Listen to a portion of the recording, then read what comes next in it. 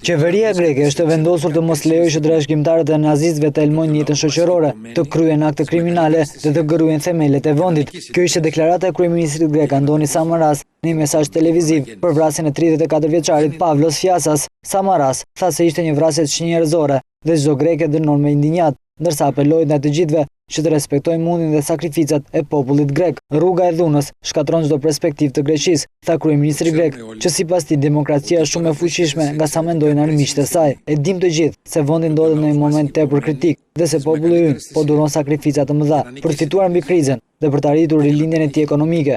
Nuk është ora për konflikte të brendshme, as për tension, theksoi kryeministri grek Antonis Samaras. Reagime të fuqishme ka shkaktuar në Greqi vrasja e 34 vjeçarit antifashist nga një ekstremist i djathtë, simpatizant i partisë neonaziste Agimi Art. Në qytetet më të mëdha të vendit situata ka qenë e tensionuar nga përleshjet dhe aktet e dhunës në rrugët e Athinës, në lagjen ku u krye vrasja, por edhe në Selanik, përpara zyrave të Agimit të Art e në qytete të tjera. Të martën në mesnatë, 34 vjeçari Pavlos, i njohur për veprimtarinë e tij antifashiste nëpërmjet tekseve të këngëve të tij, është qelluar për vdekje me thik në lagjen Keranci të Pireut në Athinë nga një neonazist grek. Agimi Art duhet të trajtohet si organizatë kriminale, tha Evangelos Venizelos, kreu i Partisë Socialiste PASOK, duke theksuar se Agimi Art dhunën ka si prioritet të tij. Partia Agimi Art është aktualisht forca e tretë parlamentare me 18 vende në parlamentin grek me 300 deputet, e votuar nga afro 1 milion grek dhe duket se po forcon pozitat për shkak të zemërimit popullor ndaj vështirësive ekonomike. Gazeta The Guardian shkruan se në këto kushte ekziston një shqetësim serioz, pasi udhëheqja e Agimit të Art mund të mbas kontrollin